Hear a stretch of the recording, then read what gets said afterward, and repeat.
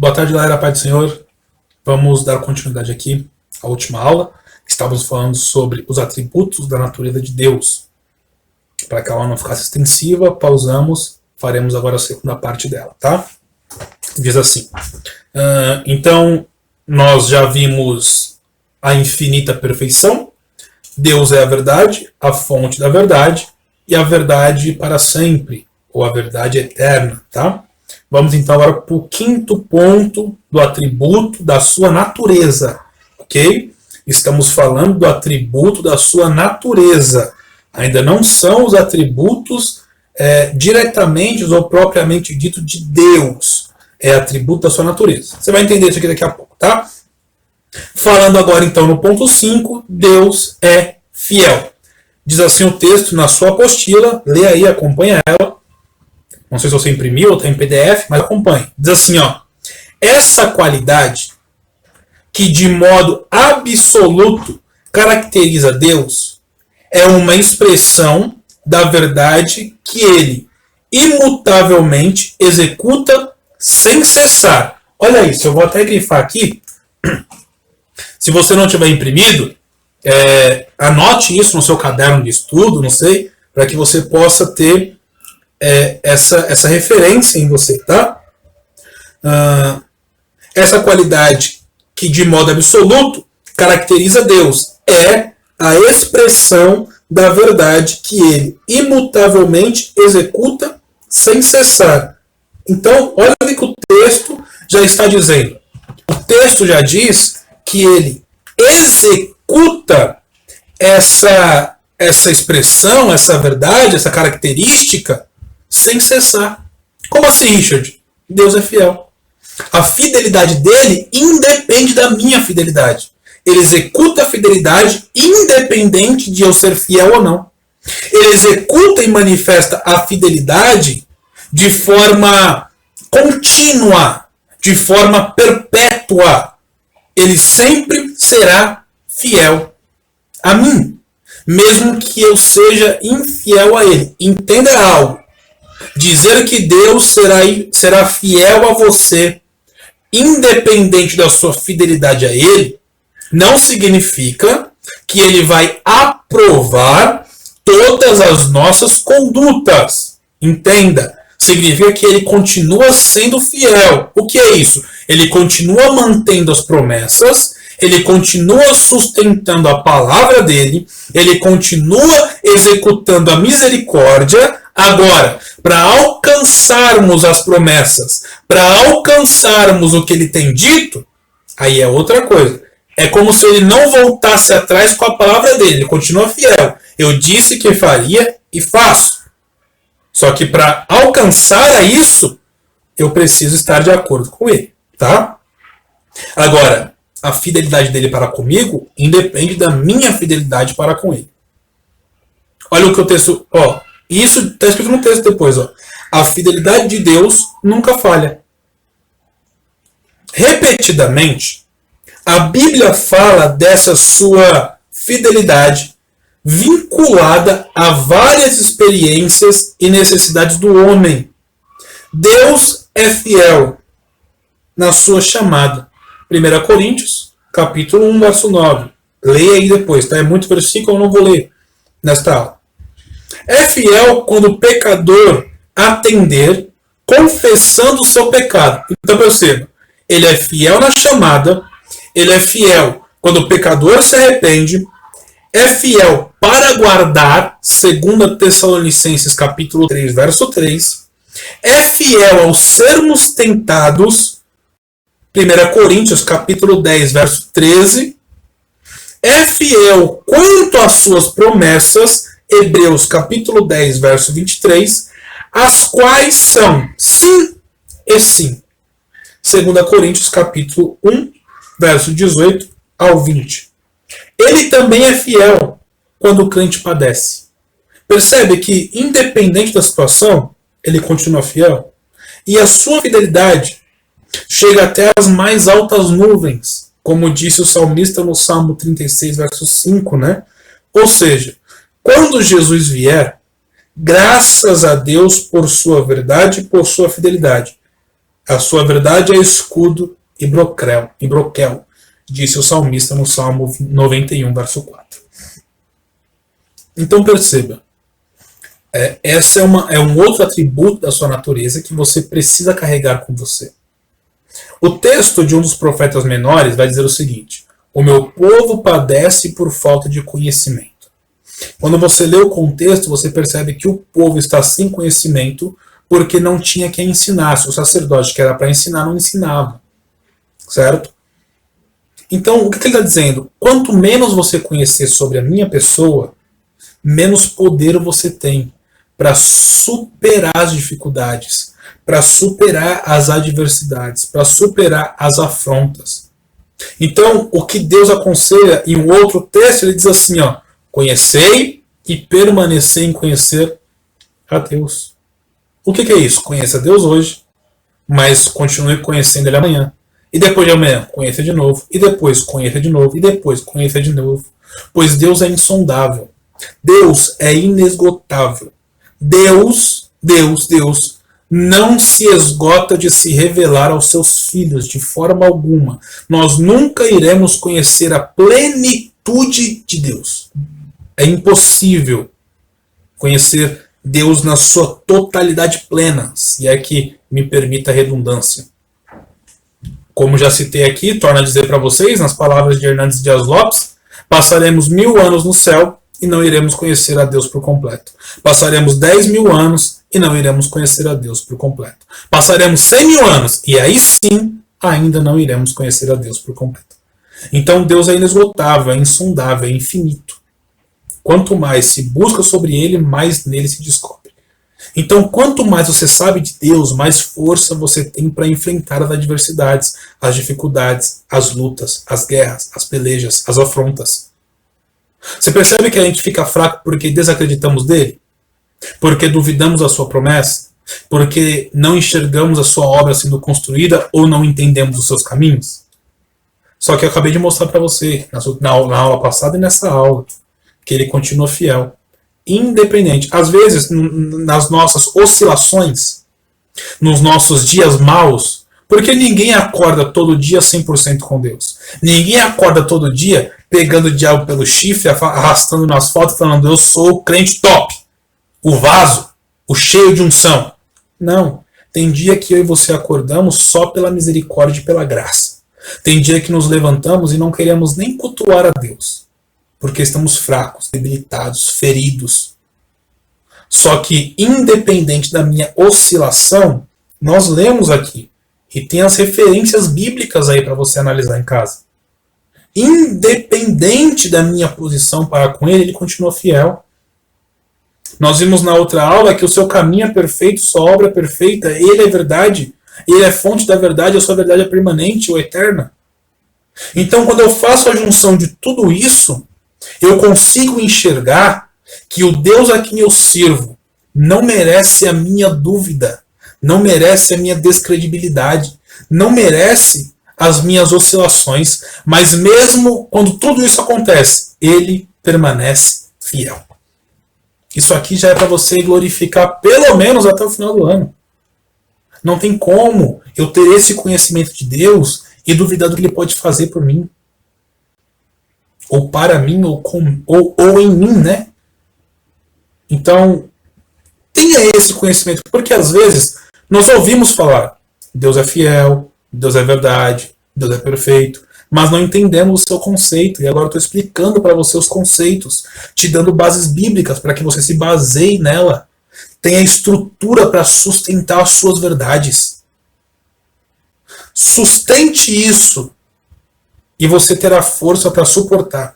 Quando a dúvida chegar, você vai lembrar: opa, ele falou e a verdade dele é permanente, não tem como ser verdade se não vier dele, eu preciso crer porque ele é o Deus da verdade e a própria verdade. Eu preciso entender que, por mais difícil que esteja, mais confuso e embaraçoso que pareça aos meus olhos, o caminho dele é perfeito. A obra que ele estabeleceu sobre a minha vida, sobre o contexto geral, é uma obra perfeita. E ele independe de mim para ser fiel, ele continua fiel. Então, quando eu entender tudo isso, eu vou conseguir tomar posse daquilo que o salmista escreveu no Salmo 91, verso 4. O que ele escreveu, Richard? A sua verdade é escudo e broquel. Ela me protege, ela me guarda, ela vela por mim. Então, o Deus a quem você serve, a quem eu sirvo, é um Deus fiel. Vamos ver então um sexto atributo da sua natureza. Deus é santo. A Bíblia denomina Deus de santo. Salmos de número 99, verso 3. Ele é chamado o Santo de Israel. Salmos de número 89, verso 18. Só no livro de Isaías, esse nome é usado 30 vezes. Isaías capítulo 1, verso 4. Deus diz: assim diz o alto e sublime, que habita na eternidade, e cujo seu nome é santo. Isaías 57, 15. Realmente, santo e tremendo é o seu nome. Salmista registrou no Salmo 111, verso 19. Então, Deus a quem servimos, além de tudo que já vimos, ainda é santo.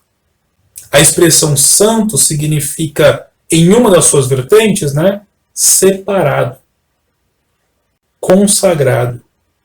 Tá? Separado do quê? Separado do mundo, separado do pecado, separado de um povo, contexto de Isaías, de um povo que é pecaminoso. Isaías declara isso. Tem misericórdia de mim, ou ai de mim, Porque eu habito no meio de um povo de lábios impuros e os meus lábios também são impuros. Então, o que é ser santo? Santo é ser separado. Separado para Deus, separado a Deus, separado do pecado, separado do mundo. Então, Deus é santo. Com Deus não há mistura.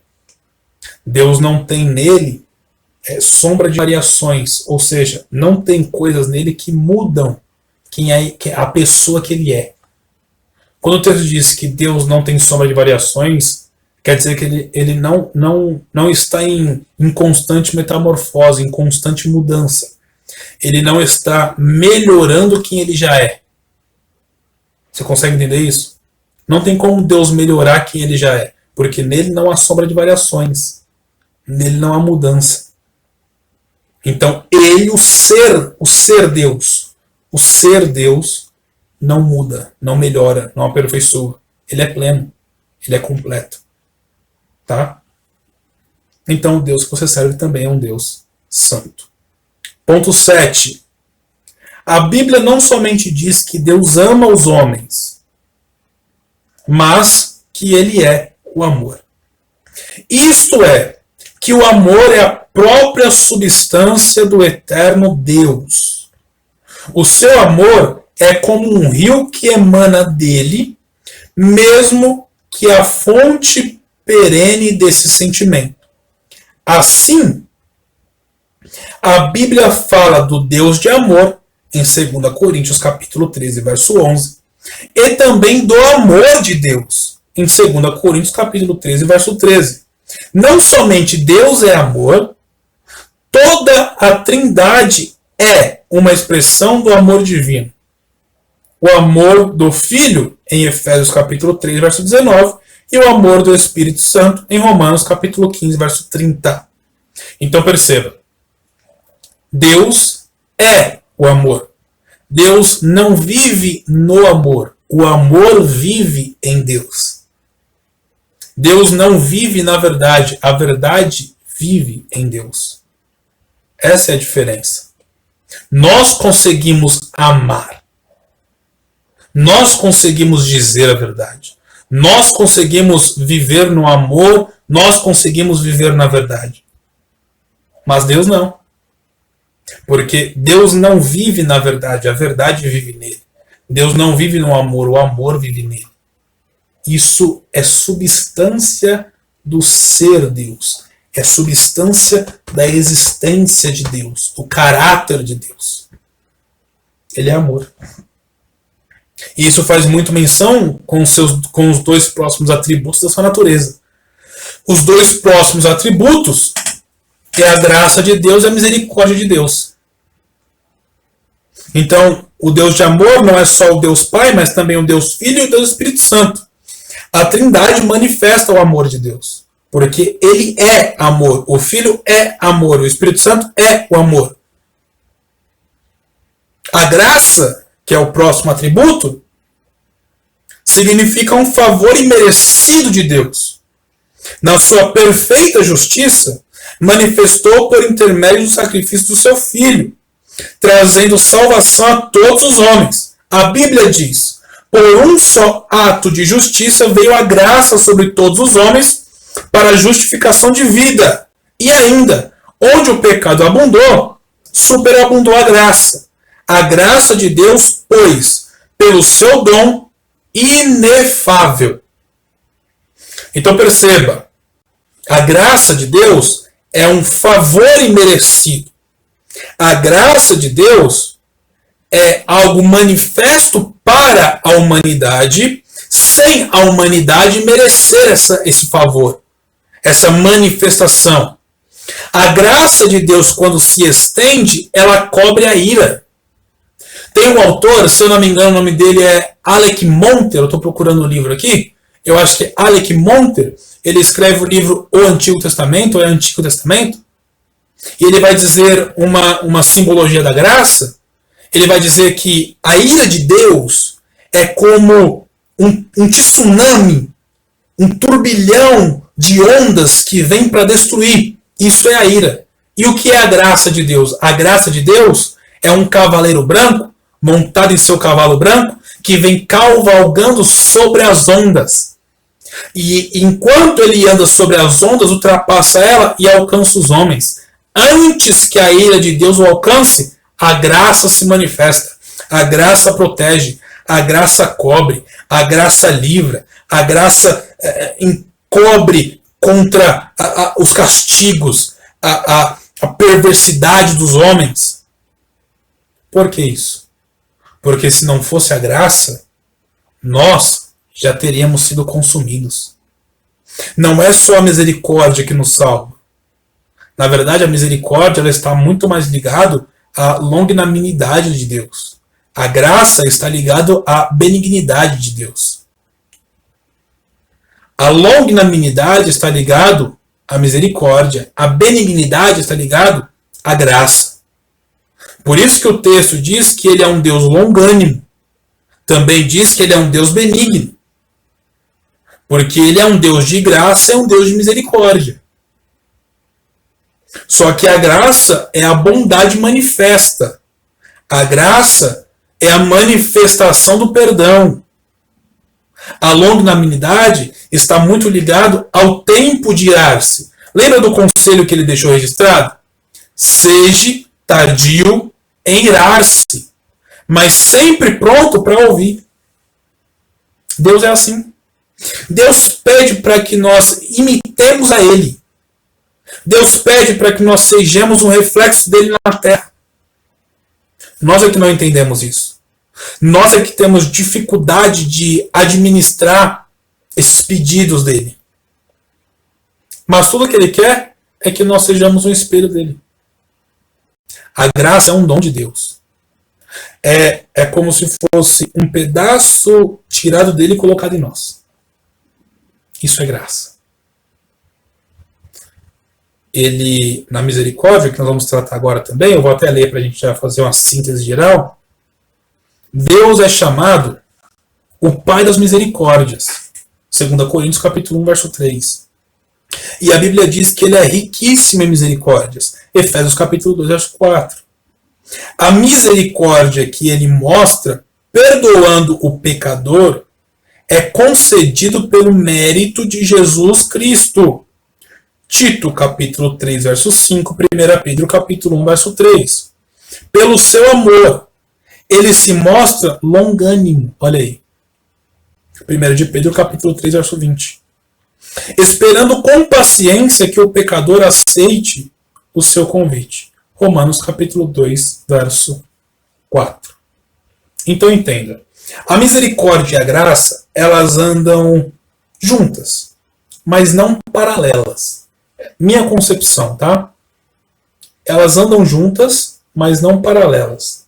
A graça sempre está um pouco à frente da misericórdia.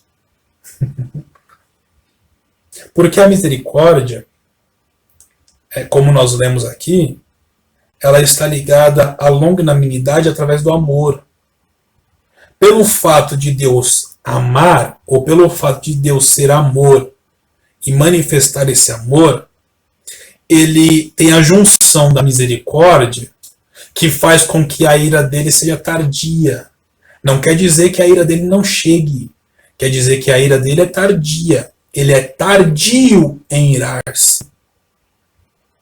Então, é como se ele estivesse dizendo para nós: eu poderia matar vocês agora mesmo. Afinal de contas, se Deus quisesse banir o mundo agora, seja num dilúvio, seja num meteoro, seja nas pragas, quem impediria ele? E depois, quem seria o seu juiz? Percebe que o que faz com que isso não aconteça é a misericórdia dele através do amor? Agora, por que a misericórdia demora para chegar? Ou melhor, a ira demora para chegar? Porque a graça está vindo primeiro, protegendo, cobrindo, guardando e livrando.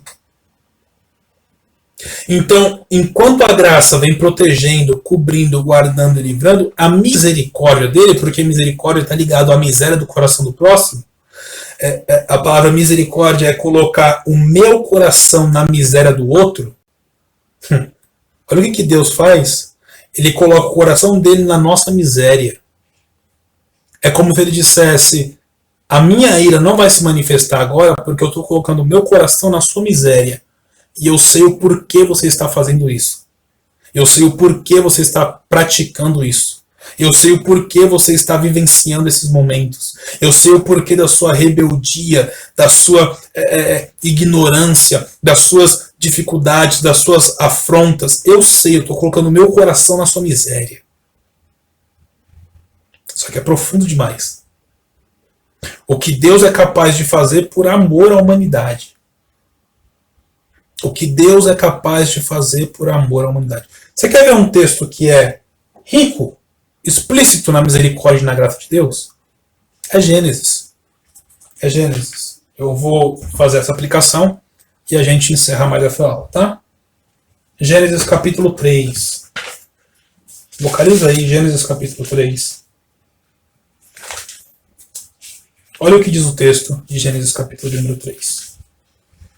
Você conhece, eu sei, de cor e salteado, mas vamos lá. Ora, a serpente era mais astuta que todos os animais do campo e o Senhor Deus tinha feito. E essa disse à mulher: é assim que Deus disse, não comereis de toda a árvore do jardim? Olha o que a serpente está perguntando para Eva, no caso, né? Nós conhecemos o contexto. Eva, Deus falou que vocês não podem comer de nenhuma árvore? Aí Eva responde: e disse a mulher à serpente: do fruto das árvores do jardim comeremos, mas o fruto da árvore do jardim que está no meio do jardim, disse Deus, não comereis dele, nem nele tocareis, para que não morrais. Eva já começa errando aqui, porque a árvore que Deus proibiu não era a árvore do meio do jardim. Deixa eu localizar o texto com você. Capítulo 2, verso 16, diz assim, ó: e ordenou o Senhor Deus ao homem, dizendo: de toda árvore do jardim comerás livremente, mas da árvore do conhecimento do bem e do mal, dela não comerás, porque no dia em que dela comerdes, certamente morrerás. Então perceba, a ordem de Deus não é proibitiva. A ordem de Deus é: de toda árvore comerás. Verso 16. Ó. E ordenou o Senhor Deus ao homem, dizendo: de toda árvore do jardim comerás livremente. Essa é a ordem. A ordem é: coma de todas. A restrição é: menos da árvore do conhecimento do bem e do mal. E aonde estava essa árvore? Verso de número 9 do capítulo 2. E o Senhor Deus fez brotar da terra toda árvore agradável à vista, boa para comida, a árvore do jardim que estava no meio, ou melhor, a árvore da vida que estava no meio do jardim. Perceba que a árvore que está no meio do jardim é a árvore da vida, e não a árvore que Eva cita. Mas nós vamos entender. E a árvore do conhecimento do bem e do mal. Perceba então que no verso 9 nós temos 4 árvores. Eu vou ficar de costas aqui para você, só para a gente poder aqui analisar o que está acontecendo, ok? Então perceba que o que está acontecendo com Eva é mais ou menos isso aqui. Deus construiu ou fez brotar 4 árvores, certo? Vamos pôr aqui uma. A lousa está caindo, não é para cair. Deixa eu puxar aqui mais. Isso. Ó, são 4 árvores, certo?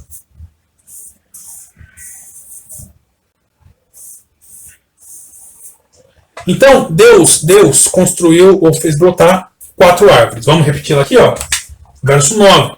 E o Senhor Deus fez brotar da terra toda árvore agradável à vista. Então vamos colocar aqui, ó. Árvore agradável à vista, certo? A-A-V. Primeira árvore. Depois, ele fez brotar a árvore boa para comida. Então, árvore boa para comida. Certo? ABC. Árvore boa para comida. Depois ele fez brotar a árvore da vida no meio do jardim. Então, árvore da vida aqui no meio do jardim. E por último, ele fez brotar a árvore do conhecimento do bem e do mal. Então, árvore do conhecimento do bem e do mal. Certo? Olha que coisa interessante. Deus disse para Adão: Adão, pode comer de todas, menos da árvore do conhecimento do bem e do mal. O que Deus queria que Adão e Eva fizessem? Deixa eu pegar uma outra caneta aqui, só um instante. Olha o que Deus queria que Adão e Eva fizessem. O que Deus queria é que Adão e Eva comessem dessa árvore. Porque se Adão come da árvore da vida, nós saímos de Gênesis capítulo 2 e vamos direto para Apocalipse capítulo 21, onde a igreja está triunfante com Cristo na glória. Só que, em vez de eles comerem a árvore da vida, eles comeram a árvore do conhecimento do bem e do mal. Quando a serpente chega no jardim, ela chega dizendo: Eva, Deus falou para vocês não comerem nenhuma delas? E Eva diz: não, não é isso. Deus falou que podemos comer de todas, menos da árvore que está no meio do jardim. A árvore do conhecimento do bem e do mal. Só que a árvore do meio, nós já sabemos que é da vida. Só que Eva, quando vai relatar isso, ela inverte os papéis. Então ela coloca no centro a árvore proibida. E a árvore da vida, ela coloca de escanteio. Por que isso? Porque o texto do capítulo 3, verso de número 6, olha que interessante, diz assim, ó: e viu a mulher que aquela árvore era boa para se comer, agradável aos olhos e desejável para dar entendimento. Só que alguns versículos antes, ela disse que é proibida. Alguns versículos depois, ela está vendo o que é agradável, boa para comer e desejável. Percebe que algumas coisas que alguns versículos atrás eram proibidos, agora está sendo desejável, agradável e bom. Ou boa, no caso da árvore. Mas era proibido. E agora? Agora é bom. Era proibido. E agora? Agora é desejável. Era proibido. E agora? Agora parece agradável. Por quê? Pouco tempo de diálogo com a serpente faz com que eu inverta os valores. E todas as vezes que eu não dominar os meus desejos viram o centro da minha vontade. Eva conseguiu enxergar a árvore proibida no meio do jardim, porque antes de falar com a serpente, ela já estava observando a árvore.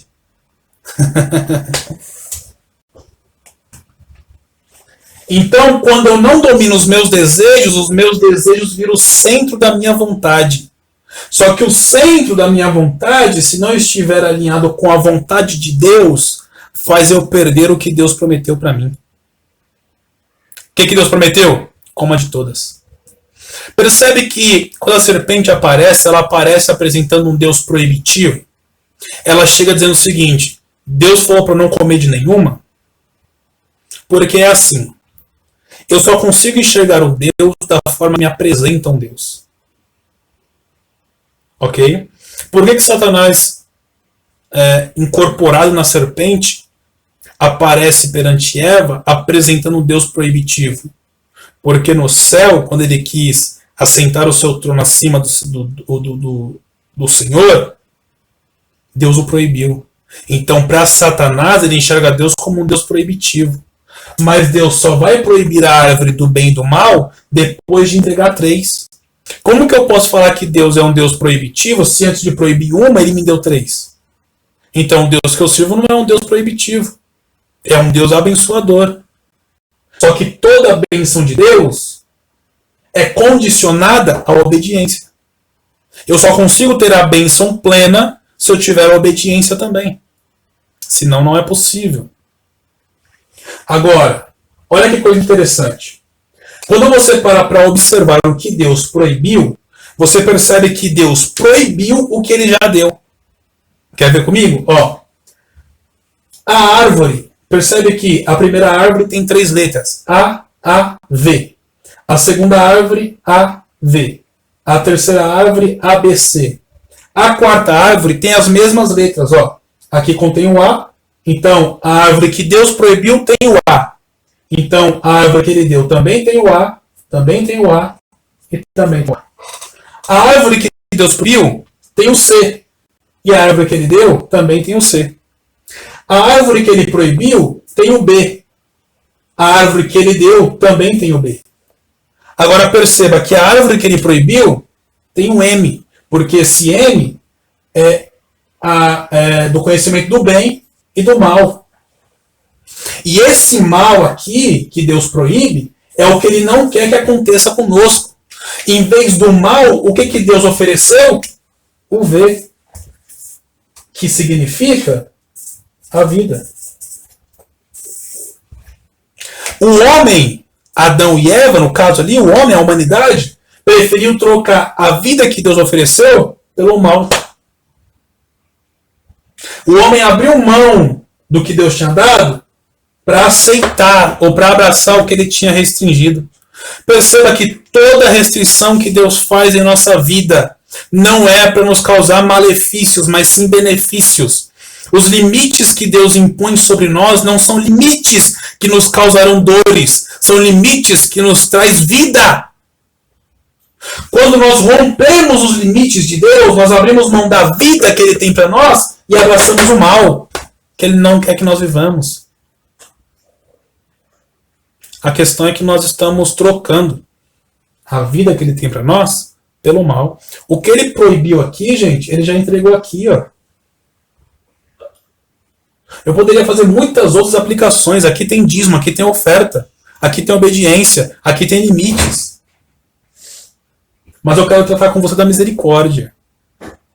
O que é a misericórdia? Quando ele abriu mão da vida, ele abraçou o mal. Olha o que Deus disse. Vamos ler o texto. Verso 17 do capítulo 2 de Gênesis. Mas a árvore do conhecimento do bem e do mal, dela não comerás, porque no dia que dela comerdes, certamente morrerá. Perceba que Deus está dando a vida e está dizendo, se você comer dela, você vai abrir mão da vida e vai morrer. Por causa do mal.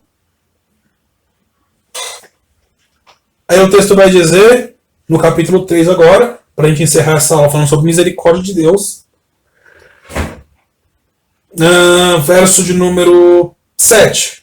Então foram abertos os olhos de ambos e conheceram que estavam nus e cozeram folhas de figueira e fizeram para si aventais. E ouviram a voz do Senhor Deus que passeava no jardim pela viração do dia. E esconderam-se Adão e sua mulher da presença do Senhor. Olha que coisa extraordinária. O que vai acontecer agora? Deus tinha marcado um trato com Adão. Um trato com Adão. Adão, toda a viração do dia, 6 horas da tarde, cultura judaica, eu vou descer para me relacionar com você. Adão falou, ok. Imagina então que, de repente, ele começa a ver o céu se escurecer, relâmpagos, raios, trovões e uma pequena nuvem. Essa nuvem é a Shekinah, porque a Shekinah não é a glória é o Kavod. A Shekinah é a nuvem que filtra a glória de Deus.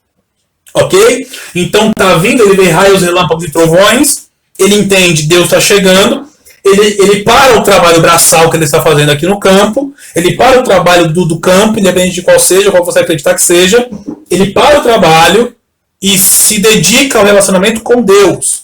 6 horas da tarde, isso acontece. Deus desce e se relaciona com Adão. Depois da queda de Adão e Eva, Deus, 6 horas da tarde, Deus vem. Por quê? Porque ele vela pela sua palavra, porque ele é um Deus fiel, que independe da minha fidelidade, ele continua fazendo o que ele falou que ia fazer. É como se ele dissesse para Adão, Adão, eu falei que viria e vim. Eu falei que me relacionaria e estou vindo me relacionar. Eu não quero saber o que aconteceu, eu estou vindo aqui para falar com você. Mas quando ele chega no local, ele não acha Adão.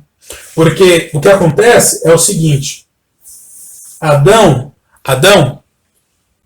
quando vê a nuvem de Deus, ele já se prepara para se relacionar com Deus. Só que Deus não falava com Adão aos ouvidos.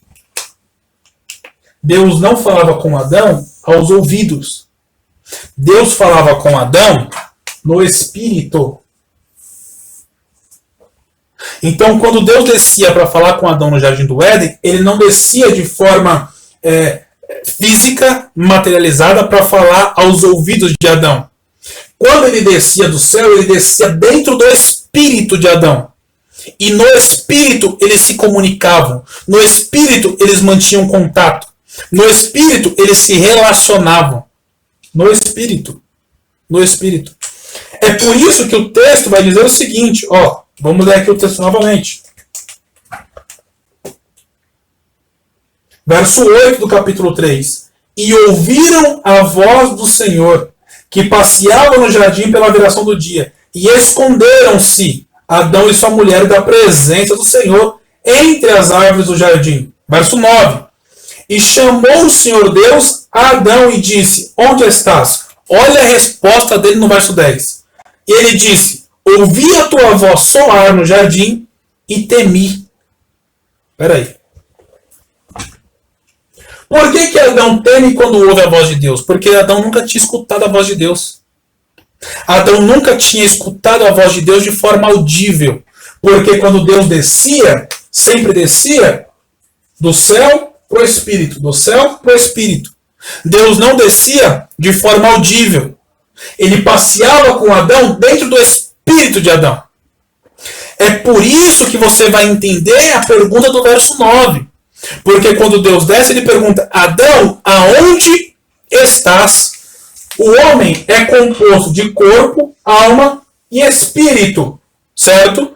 Corpo, alma e espírito. Eu vou colocar aqui, ó, corpo humano, eu vou colocar aqui espírito humano, e eu vou colocar aqui alma humana, certo? Que é H, C, H de corpo humano, E, H de espírito humano e A, H de alma humana. Quando Deus descia, ele descia do céu para o espírito do homem, para se relacionar com o homem. Quando Adão peca, essa ligação aqui, ela é rompida. Então Deus não consegue mais ter o contato direto com o espírito de Adão.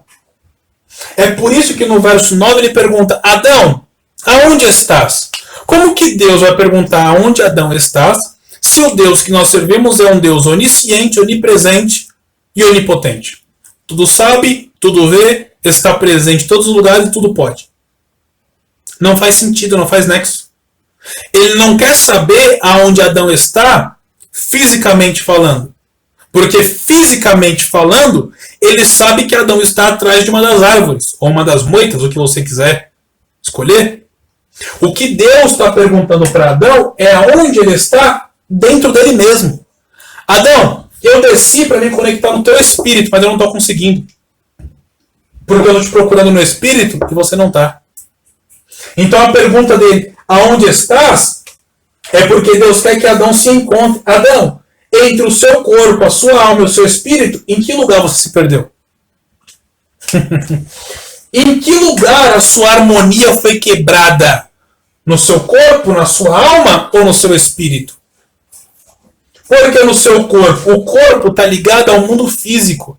A alma está ligado aos sentimentos. E o espírito ligado ao mundo espiritual. Lá em antropologia, nós vamos entender um pouco melhor sobre isso. Mas agora, o que está acontecendo aqui? É Deus querendo achar onde é que Adão está. E essa pergunta que Deus faz para Adão vale para a gente. Aonde é que nós estamos quando Deus vem procurar a gente? Porque o mundo físico está ligado aos trabalhos, ao excesso de trabalho, ao excesso de ganância, ao físico, ao natural, ao terreno. A alma está ligada aos sentimentos, aos relacionamentos, às amizades, às alianças. E é Deus perguntando aonde é que você se perdeu, porque no espírito eu não te acho mais. Só que o texto vai dizer, para aplicar a misericórdia e a gente encerrar, porque a aula já ficou comprida, lá no verso de número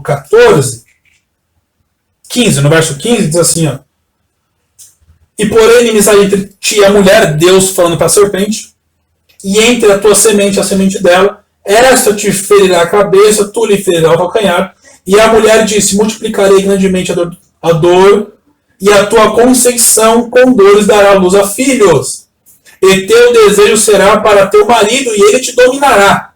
E Adão disse, porquanto deste ouvido a tua mulher e comeste da árvore que te ordenei, dizendo, não comerás dela, maldita é a terra por causa de ti. Com dores comerás dela todos os dias da tua vida. Perceba, a vida espiritual de Adão já está morta. Só que Deus não vai tirar a vida física de Adão. Por Deus não tirar a vida física de Adão, ele transfere a morte de Adão para um animal. Quando ele mata o animal, para proteger Adão, sobre a terra cai uma maldição. Então a terra é amaldiçoada para que Adão permaneça vivo. Isso aqui é violento demais. É Deus abrindo mão da bênção sobre a criação, que é a terra, para poder preservar a coroa da sua criação, que é o homem. Então ele transfere a maldição que estaria sobre o homem e coloca na terra. E ele diz que a terra será maldita por causa do homem.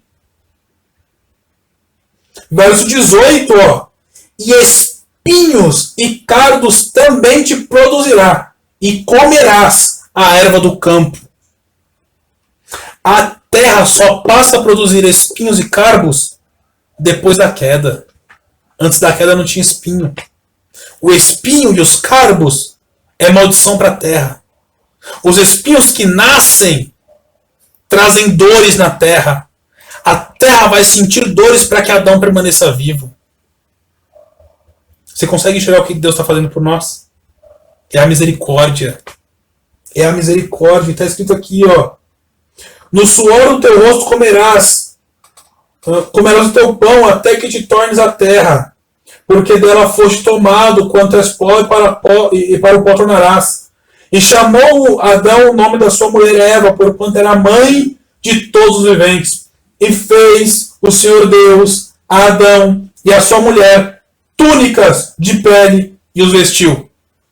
Deus matou um animal para fazer a pele que protegia eles. Ou para usar a pele, fazer aventais ou túnicas que o protegeste.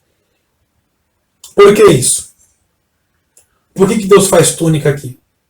Porque lá atrás, quando Adão percebe que está em pecado, capítulo 3, verso 7, diz assim, ó, então foram abertos os olhos de ambos e cozeram, ou conheceram que estavam nus e cozeram folhas de figueira e fizeram para si aventais. Qual o problema do avental? Só cobre a frente. Então quem vive de avental está tampando a frente. Porque aqui fala dos dois tempos da manifestação de Deus, o tempo da lei e o tempo da graça. O tempo da lei é avental. Ele cobre o pecado, ele cobre o pecado. Só que todo ano tem que fazer expiação. Porque essa aí é só para cobrir pecado. É a lei. A lei só cobre. Mas quando Deus mata o animal, ele faz túnica. Porque a túnica tampa a frente e tampa as costas. É Deus dizendo: vai chegar um tempo que vai morrer um por vocês, que ele não vai só cobrir o pecado, ele vai tirar. Porque quem tá de avental, que cozeu folha de figueira, com o sol, aquelas folhas secam, ressecam. E quando resseca, tem que cozer de novo e fazer outro. Isso é avental. Eu consigo tampar a frente, então na frente dos outros eu estou coberto. Mas as minhas costas estão abertas. E Deus não está preocupado como eu me apresento de frente. Ele está preocupado como eu me apresento internamente. Então a preocupação de Deus é justamente essa. Eu não gosto de deixar você andar por aí com aventais. Então, para que você não ande por aí escondendo a frente, mas a nudez das costas abertas, eu vou matar um animal inocente. Porque até então não tem maldição na terra. Não tem pecado na terra. Os animais são inocentes. Então eu vou matar um animal inocente para cobrir vocês. É misericórdia. Olha o verso 9, a gente encerra. O homem peca, Deus desce no jardim e diz: Adão, aonde estás? Deus chama Adão pelo nome. Não chama de pecador, não chama de pinguço, não chama de alcoólatra, não chama de adúltero. Deus chama Adão pelo nome. Adão, aonde estás? E aí, se isso não é misericórdia, eu não sei mais o que é. Então, o Deus que nós servimos é um Deus misericordioso. O Deus que nós servimos é um Deus de misericórdia. Eu preciso que você entenda isso. Os limites que ele estabeleceu sobre nós não é maléficos, são benéficos. Não é para trazer malefícios, mas sim benefícios. Respeite os limites. Não ultrapasse eles. Todas as vezes que você ultrapassar os limites que Deus estabeleceu, você está abrindo mão da vida e abraçando o mal. Se Deus olhou para você e falou: não faça, então não faça. Se Deus te proibiu de beber, pare de beber. Se Deus te proibiu de fumar, pare de fumar. Se Deus te proibiu o sexo antes do casamento, então não faça sexo antes do casamento. Não rompa os limites. Todas as vezes que você romper os limites, você está trocando a vida que Deus tem para você pelo mal que Ele está te protegendo. Essa é a aplicação desta aula. Que Deus te abençoe. Até a próxima aula.